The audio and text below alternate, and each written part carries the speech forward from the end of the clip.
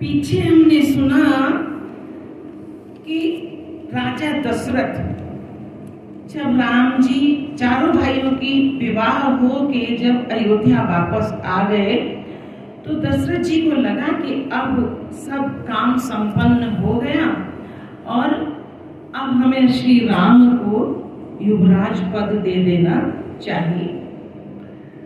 तो वो सलाह लेने के लिए वशिष्ठ जी के पास गए।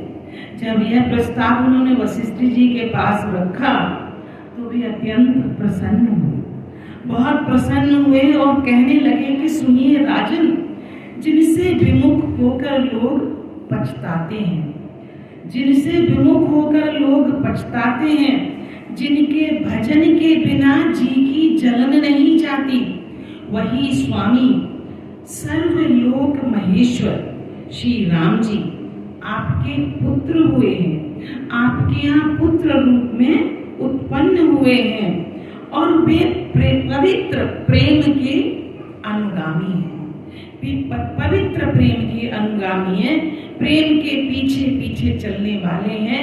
आपके प्रेम के कारण ही वे आपके यहाँ पुत्र रूप में उत्पन्न हुए हैं, क्योंकि राम ही केवल प्रेम प्यारा, राम ही केवल प्रेम प्यारा, जाने ले जो जान निहारा।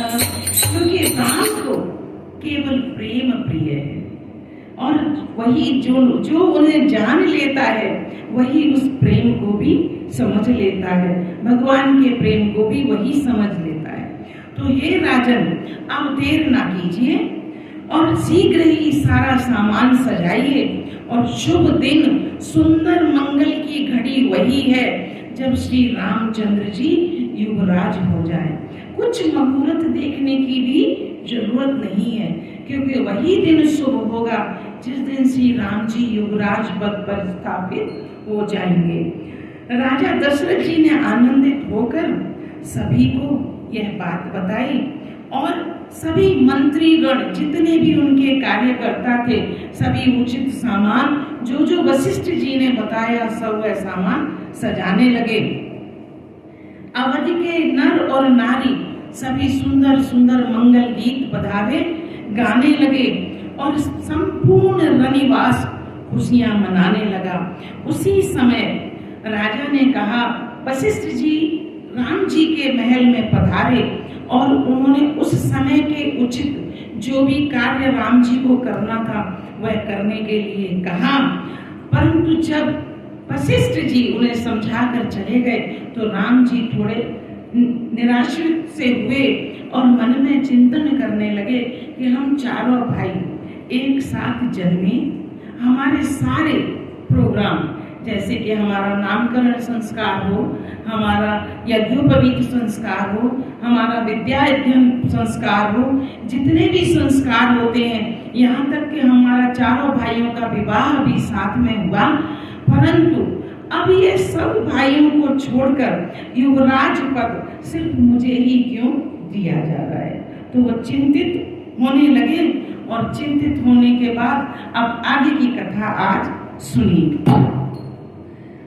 बजई बाजन विविध विधाना, पूरे प्रमोद नहीं जाई बखाना, भटया आगमन सकल मनावई, आवहु वेद नयन फल पावई, हाथ बाटी कर गलिया खाई, कहीं परसे पर तो गाई, काली लगन बल के सिकबारा, हो गई विद्या मेरा हमारा, कनक सिंहासन सिया समेता, बैठई राम होय चित सेता, सकल गाई गोमई कारी, विघ्न मनावै देव तुचारी, तिनहि सोहाई अवध बधावा, चोरई चांदनी तात नभावा, सारथि बोल दीन सुर करही, मारही मार पाए परही। बहुत प्रकार के बाजे बज रहे हैं अवध के अंदर और सब खुशियां मना रहे हैं, नृत्य कर रहे हैं, गा रहे हैं, तरह तरह के सब प्रकार के बाजे बजते आनंद का कुछ पता ही नहीं है, इतना आनंद है कि लोग इतने मग्न हैं, उन्हें कुछ और दूसरा सूझ ही नहीं रहा और सोचते हैं कि वह घड़ी कब आएगी, कल जिस दिन हम राम और सीता जी को स्वर्ण सिंहासन पर बैठे हुए देखेंगे, हमारी आंखें होने का हमें फल प्राप्त होगा। बाजार, रास्ते, घर, गली, चबूतरे सब यही आपस में बात करते हैं। जहां जहां लोग एकत्रित हो रहे हैं, यही बात कर रहे हैं कि वह घड़ी जैसे कि उड़ के आ जाए, दूसरे दिन तक का उन्हें इंतजार करना अच्छा नहीं लग रहा, वो घड़ी दौड़ के आ जाए, जल्दी से आ जाए और हमारी विधाता ये अभिलाषा पूरी कर दे कि हम राम और सीता जी को स्वर्ण के सिंहासन पर बैठे हुए देखें। जब सीता सहित राम जी स्वर्ण के सिंहासन पर विराजेंगे, तब हमारी अभिलाषा पूर्ण हो जाएगी, हमारी मनोकामना पूर्ण हो जाएगी। और तभी जब ऐसा सोच ही रहे हैं सब, परंतु उधर देवता लोग स्वर्ग में, देवता लोग दूसरी ही कुचाली चल रहे हैं, क्योंकि देवताओं को राजा राम का युवराज पद पर विराजित होना अच्छा नहीं लगा। वे सोच रहे हैं कि यदि राम राजा बन गए, युवराज पद पर विराजित हो गए, तो ये जो इन्होंने संकल्प लेके जिस कारण इन्होंने जन्म लिया है, वह कैसे पूरा होगा, वह कैसे पूरा होगा, राक्षसगण कैसे मारे जाएंगे, ये तो अयोध्या में फिर रह जाएंगे, क्योंकि राजा बन जाएंगे तो उन्हें तो राज्य धर्म निभाना पड़ेगा अपना। तो ऐसा सोचकर अवध के बधावे उन्हें अच्छे नहीं लग रहे, वो इसी में उनकी उधेड़-बुन चल रही है कि किस तरह ये राम वन को जाएं और सारे राक्षसों का वध करें। क्योंकि जिस तरह चोर को चांदनी रात अच्छी नहीं लगती, क्योंकि जो चांदनी रात होती है तो दिखाई देता है, इसलिए जिस तरह चोर को चांदनी रात दिखाई अच्छी नहीं लगती, क्योंकि चोर को हमेशा अंधियारी रात ही पसंद है चोरी करने के लिए, उसी तरह देवताओं को अवध के बधावे बिल्कुल अच्छे नहीं लग रहे हैं। और उन्होंने सरस्वती जी को बुलाया और बुलाकर कहते हैं और बार बार उनके पैरों पर पड़े और कहे कि हे माता, अभी हमारी सहायता कीजिए, किसी भी तरह जाइए और आप वहां पे बुद्धि पलट दीजिए, किसी भी तरह ये जो कार्य हो रहा है राम जी को युवराज बनाने का, ये पलट जाए और राम जी को वन में जाना चाहिए। विपत्ति हमारी बिलो के बड़े, माँ तो करिए सुइयाज, राम जाई बने राज तजी, होई सकल सुर काज। वे कहते हैं हे माता, हमारी बड़ी विपत्ति को देखकर आज हमारी सहायता कीजिए, आप हमारी सहायता कीजिए। श्री रामचंद्र जी राज्य त्याग कर वन को चले जाएं और देवताओं का सब कार्य सिद्ध हो जाए, ऐसा कुछ कीजिए। सुनि सुर बिनय ठाणी पछिताती, भयउ सरोज बिपिन हिम राती, देख गई रे पुनि काहिनी होई, मातु तोय नहीं खोरी उखोरी, विस्मय हरत रहित रघुराऊ, तुम जानो सब राम प्रभाऊ, जीव कर्म बस सुध दुख हारी,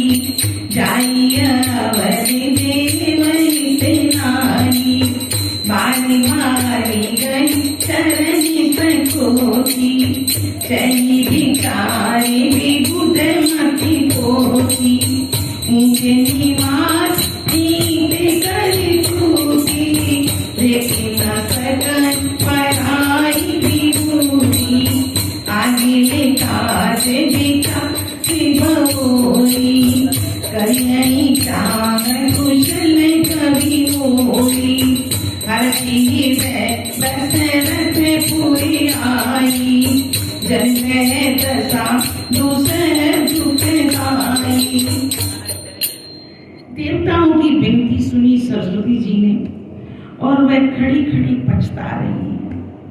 क्या पछता रही है कि देवता तो मान नहीं रहे, पैर पकड़ पकड़ के मुझसे कह रहे हैं कि आप जाओ और वहां के कुछ लोगों की मति भ्रम उल्टी करके आइए, ताकि रामचंद्र जी की बुद्धि ऐसी हो जाए कि वह राज त्याग कर वन को चले जाएं।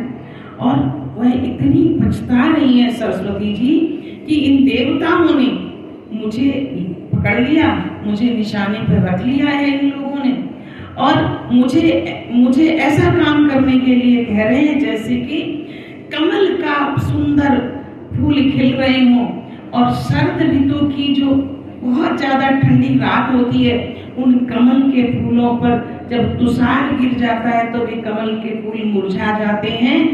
इतना सुंदर अवध में इस समय सब लोग प्रसन्न हैं, और वहां ये देवता में मुझसे उल्टा काम करवाना चाहते हैं, बहुत ही दुखी हो रहे हैं। परंतु देवता कहते हैं कि माता जी आप ज्यादा कुछ सोचिए मत, आप कुछ सोचिए मत, इसमें आपको जरा भी दोष नहीं लगेगा, आपको कोई दोष नहीं लगेगा। श्री रघुनाथ जी विषाद और हर्ष से रहित है, क्योंकि रघुनाथ जी को तो ना हर्ष होता है ना दुख होता है। तो रघुनाथ जी विषाद और हर्ष से रहित हैं। आप तो श्री राम जी के सब प्रभाव को जानती हैं, आप तो रघुनाथ जी के सारे प्रभाव को जानती हैं, और अपने कर्म बस ही जीव सुख और दुख का भागी होता है। अपने कर्म के अनुसार ही जीव सुख और दुख पाता है। को न काऊ को सुख दुख कर दाता, और निज कर कर्म भोग सब भ्राता। तो कोई किसी को दुख सुख देने वाला नहीं है, निज कर कृत्य भोग सब भ्राता, अपने अपने कर्म ही सब लोग भोगते हैं। तो श्री रघुनाथ जी हर्ष और विषाद से रहित हैं। आप तो श्री राम जी के प्रभाव को जानती हैं, इसलिए आप हमारी विनती स्वीकार कीजिए और ये कार्य कीजिए। अतः देवताओं के हित के लिए आपको अयोध्या जाना ही पड़ेगा। ऐसे सब देवता सरस्वती जी से प्रार्थना करने लगे, और बार बार चरण पकड़कर देवताओं ने सरस्वती जी को संकोच में डाल दिया। अब ये सोचने लगी कि काम तो करना पड़ेगा जब ये ऐसे बोल रहे हैं, और एक अंदर से उनका मन उस खुशी को खत्म करने का है ही नहीं। वे सोचती हैं कि इतने सुंदर खुशियां वहां मन रही हैं, वो खुशियां मनती रहें, पर यह विचार कर कि देवताओं का निवास तो ऊंचा है, परंतु इनकी बुद्धि बड़ी ओछी है, बड़ी छोटी है। ये अपने हित के लिए किसी और का सुख देख नहीं सकते। ऐसा विचार करती हुई उन्होंने सोचा कि ये बिल्कुल भी इस समय अवध का ऐश्वर्य देख नहीं पा रहे हैं, क्योंकि स्वर्ग तो ऊपर है। तो कहते हैं कि इनका निवास तो ऊंचा है, परंतु इनकी जो बुद्धि है ना वो बहुत छोटी है, बहुत ओछी है। और परंतु आगे के काम का विचार करके श्री राम जी जब बन जाएंगे तो राक्षसों का वध होगा, और ये पृथ्वी राक्षसों से विहीन हो जाएगी, सब दुख दूर हो जाएंगे। ऐसा सोचकर और श्री रामचंद्र जी का चरित्र का वर्णन करने के लिए जब कभी लोग श्री रामचंद्र जी के चरित्र का वर्णन करेंगे तो सर्वप्रथम मुझे ही याद करेंगे, क्योंकि अगर सरस्वती जी की कृपा ना हो तो कोई भी लिख नहीं सकता, बोल नहीं सकता, क्योंकि वाणी की देवी भी सरस्वती ही है, विद्या की देवी भी सरस्वती ही है।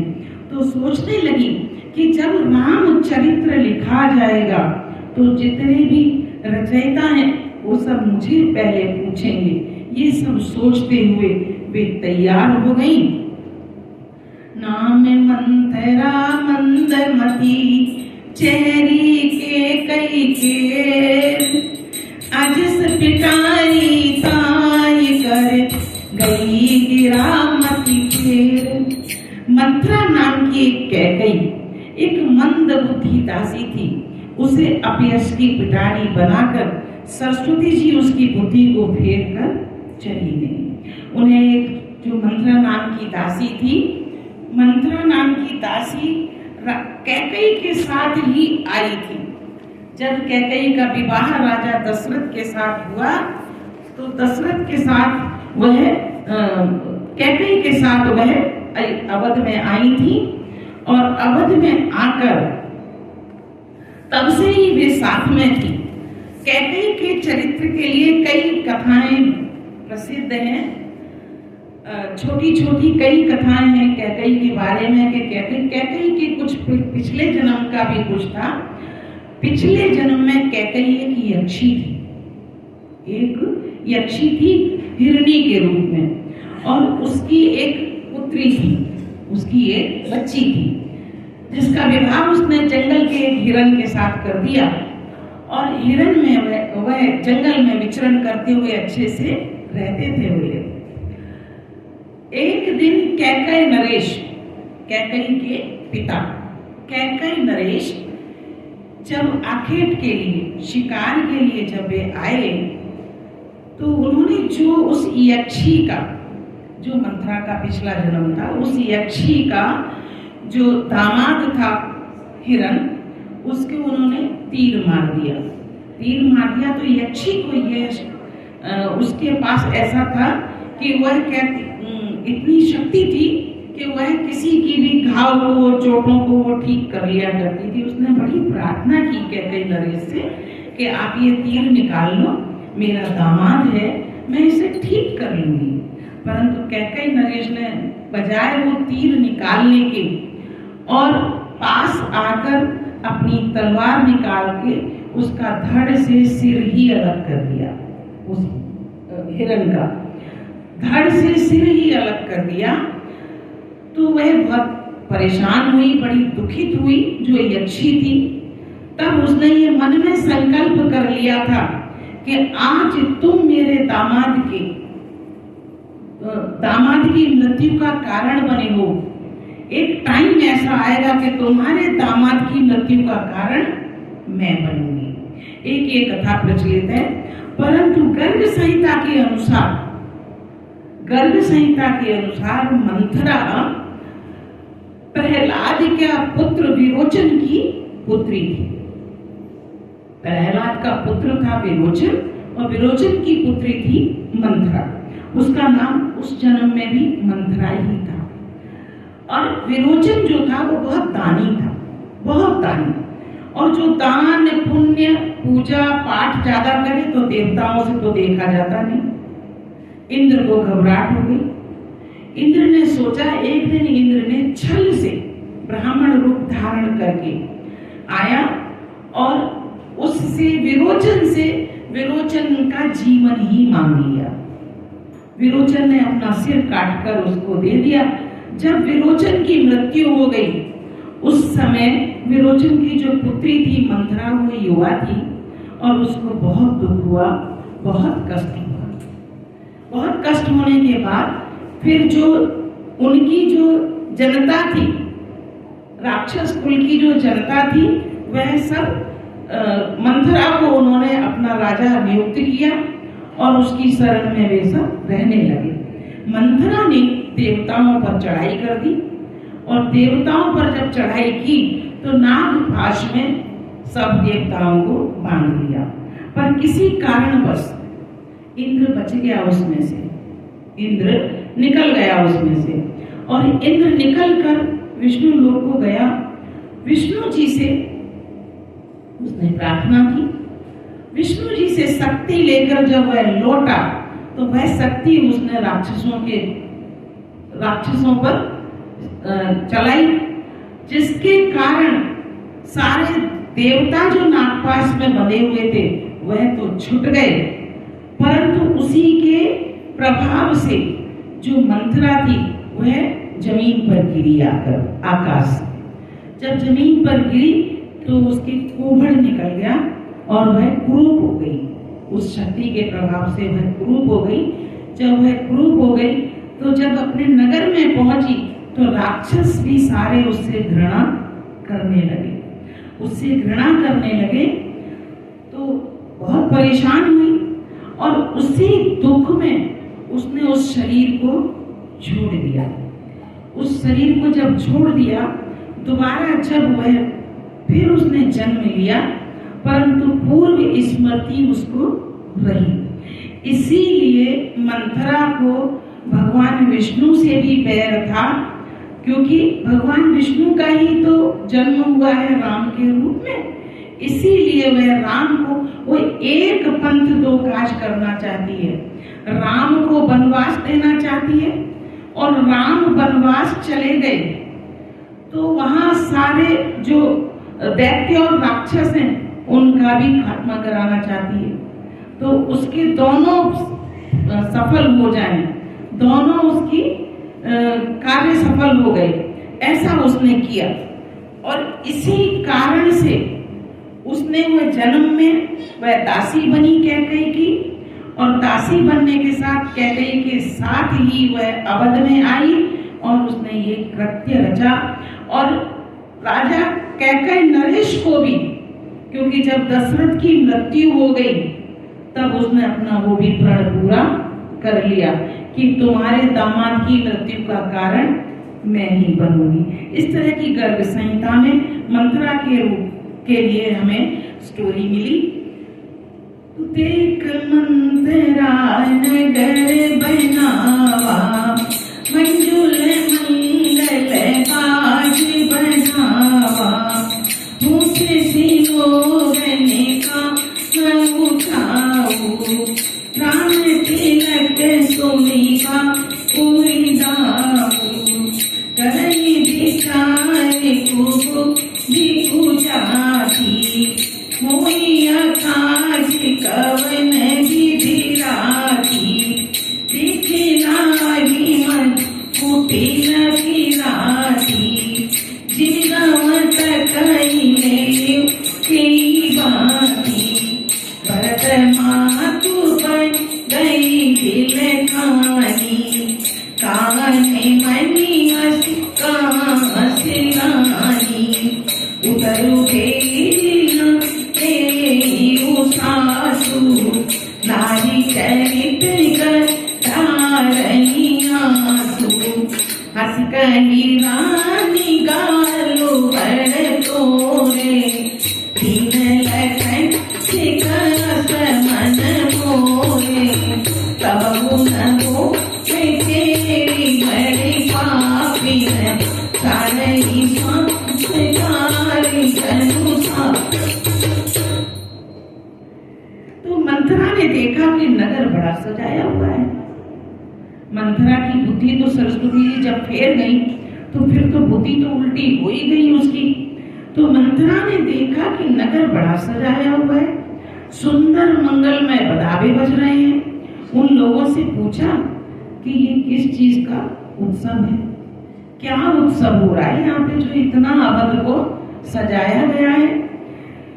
तो सब लोगों ने कहा कि श्री रामचंद्र जी के राज तिलक की तैयारी हो रही है, कल श्री रामचंद्र जी का राज तिलक होना है। ऐसा सब जब लोगों ने बताया तो उसका हृदय जल उठा, वह तिलमिला गई, उसका हृदय जल उठा। वह दुर्बुद्धि नीच जाति वाली दासी विचार करने लगी कि किस प्रकार इस काम को मैं रात ही रात में उलट फेर कर दूं। मुझे ये बिल्कुल अच्छा नहीं लग रहा, क्योंकि एक तो वो पहले से ही श्राप से ग्रसित थी उस चीज से, और ऊपर से सरस्वती जी और उसकी बुद्धि को फेर गई। जैसे कोई कुटिल भीलनी शहद का छत्ता देखकर सोचती है कि मैं घात लगाए बैठी रहती है कि कब मैं इसे तोड़ूं और किस तरह इसको उखाड़कर फेंक दूं। वह उदास होकर भरत जी की माता कैकेयी के पास आई और रानी कैकेयी से हंसकर कहा, जब रानी ने देखा कि मंथरा का चेहरा आज बहुत उदास है, आज ये बहुत उदास है, क्या बात है, क्योंकि वो तो मुंह अपना मुखड़ा वैसे ही बना के घुसी हुई थी, उसको अच्छा नहीं लग रहा था, क्योंकि भाव तो पता चल ही जाते हैं चेहरे के ऊपर कि क्या चल रहा है अंदर। तो कैकेयी ने पूछा कि तू आज इतनी उदास क्यों है? मंथरा कुछ उत्तर देती ही नहीं, लंबी लंबी सांसें भर रही है, कुछ उत्तर नहीं दे रही और त्रिया चरित्र करके आंसू भी बहाने लगी, रोके भी दिखाने लगी। कैकेयी को लंबी लंबी सांसें ले रही और रोके भी दिखाने लगी। रानी ने हंसकर कहा कि लगता है तेरे गाल बड़े चलते हैं, तू कुछ बढ़ चढ़कर बोली होगी और मेरा तो मन कह रहा है कि लक्ष्मण ने तेरी खबर ली होगी, तुझे जरूर लक्ष्मण ने डांटा होगा, अच्छा कुछ दंड दिया होगा तेरे को, तब भी वह महापापिनी दासी कुछ बोली नहीं, कुछ बोली ही नहीं और लंबी लंबी सांस छोड़ती रही, मानो कि काली नागिन फुसकार रही हो, कुछ नहीं बोली, लंबी लंबी सांसें भरती हुई अपने त्रिया चरित्र दिखाती रही।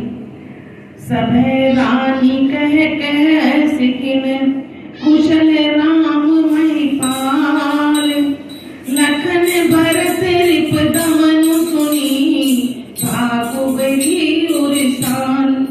तब रानी ने डर कर कहा, जब वो कुछ नहीं बोल रही थी, रानी बोली अगर कुछ छोटी मोटी बात होती तो मंथरा जरूर बता देती, अब कुछ बता ही नहीं रही तो उस रानी कैकेयी के मन में भी चिंता उत्पन्न हुई, चिंतित हो गई वो भी और चिंता करके कहती, अरे भाई कहती क्यों नहीं, तू बोलती क्यों नहीं कि क्या हुआ है?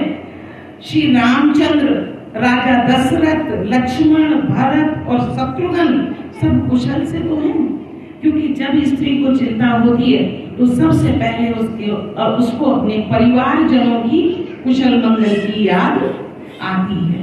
तो रानी कैकेयी ने भी यही कहा कि सब ठीक तो हैं, मेरे चारों पुत्र और राजा सब ठीक तो हैं, परंतु वह कुछ बोलती ही नहीं।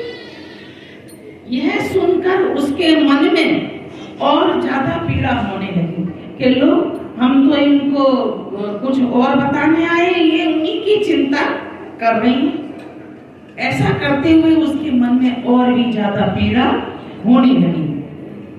कत सिख दे मई को माई, गाल करवे के कर पाई, रामई खान कुशल की आजू, जैतने सुदेई जुबरायु, भयो कौशल सीधे अति दाइन, देखत करव रहत उड़नाइन, देखम कसन जाय सब सोवा, जो अवलोकि मोह मनु छोवा, पूतो विदेश न सोच तुम्हारे, जानती हूँ बस नाम हमारे, नींद बहुत प्रिय देश तुराई, लखनऊ न भूप कपट चतुराई, सुन प्रिय बचन मलिन मनु जानी, झूठी रानिया रहुअर जानी, पुण्य से कवाऊं करत घर भोरी, तब घरी जीव कटा बहु चोरी। ऐसा करते हुए जब वह कुछ नहीं बोल रही है तब कैकेयी को और ज्यादा परेशानी होने लगी। वह कहने लगी, माई हमें हमें कौन सीख देगा, हमें कौन सीख देगा, हम किसका बल पाकर काल चलाएंगी, हम तो दासी ठहरी, हम किसका हमें बल है जो हम किसी से कुछ कह सकते हैं। अब वो इस तरह से कैकेयी को बरगलाने लगी। रामचंद्र जी को छोड़कर आज कौन सुखी है अवध में? अवध में कोई सुखी नहीं है। श्री राम जी की कुशल है और किसी की कुशल नहीं है, क्योंकि श्री राम को युवराज पद जो मिलने वाला है। अब वह उन्होंने मंथरा ने मुंह खोला अपना। आज कौशल्या विधाता बहुत ही दाहिने है, बहुत अनुकूल है, कौशल्या पर भगवान प्रसन्न है। यह देखकर उसके हृदय में गर्व समाता नहीं। तुम स्वयं जाकर सब शोभा क्यों नहीं देख लेती? जिसे देखकर मेरे मन में इतना दुख हुआ है, उसको जाकर तुम खुद ही देख लो ना कि क्या हो रहा है अवध में। तुम्हारा पुत्र परदेश में है। अब उल्टी पट्टी कैकेयी को पढ़ाने लगी। तुम्हारा पुत्र परदेश में है और तुम्हें तो कुछ सोच है ही नहीं। तुम तो जानती हो कि राजा दशरथ तुम्हारे बस में है और तुमको तो सुंदर पलंग और सुंदर तकिए लगा लगा कर सोने में ही चैन है, दूसरा तुम्हें कुछ सोचता ही नहीं। तुम्हें तो राजा की ये जो कपट भरी बातें हैं ये समझ में आ ही नहीं रही। मंत्रा के प्रिय वचन सुनकर, किंतु उसको मैली जानकर मन की, रानी ने झुककर उसे बड़ा ही डांटा और कहा कि चुप रहे, फालतू की बात मत कर। तू घर को फोड़ने वाली बात कर रही है, तू घर को फोड़ने वाली बात कर रही है। ऐसा अगर फिर कहा तूने तो मैं तेरी जीभ निकलवा लूंगी। कैकेयी ने मंथरा को डांटा बहुत कि अगर फिर से तूने ऐसा नाम लिया तो मैं तेरी जीभ निकलवा लूंगी। और काने घोरे कुबरे कुटिल कुचाली जान, प्रिय विशेष पुनि चेरी कही भरत मातु मुस्कान। फिर वे मंथरा को कहने लगी कि जो कुबड़े होते हैं, काने होते हैं, लंगड़े होते हैं, उनमें एक गुण ज्यादा ही होता है, कुछ शरीर का एक अंग कम होता है। ऐसा व्यंग करने लगी कैकेयी मंथरा से कि जिनका कुछ अंग कम होता है, काने, कूड़े, कुबड़े, वो कुछ ज्यादा ही होता है उनमें दिमाग, उसमें स्त्री और वह ऊपर से दासी। वो भी स्त्री क्योंकि गाल बजाने के लिए स्त्रियों को थोड़ा, या तुलसीदास जी लिखते हैं कि जितनी बातें औरतें करती हैं इतना आदमी नहीं करते। तो यहाँ तुलसीदास जी लिखते हैं उस पे भी स्त्री और वो भी दासी, वो भी दासी। इतना कहकर भरत की माता कैकेयी मुस्कुरा दी। आज की कथा को यहीं स्थगित करती हूँ। आगे की कथा अगले संडे सुनाएंगे। जय श्री राम, जय श्री कृष्ण, जय श्री हनुमान। श्री रामायण समाप्त करूं, सुनो भक्त हनुमान। जहाँ कहूँ राम चरित्र होए, तहाँ तुम करो बयान। सियावर राम चंद्र जी की जय, पवन सुत हनुमान जी की जय। उमापति महादेव जी की जय। बोलो रे भाई सब संतन की जय। पूज्य पाद श्री तुलसीदास जी की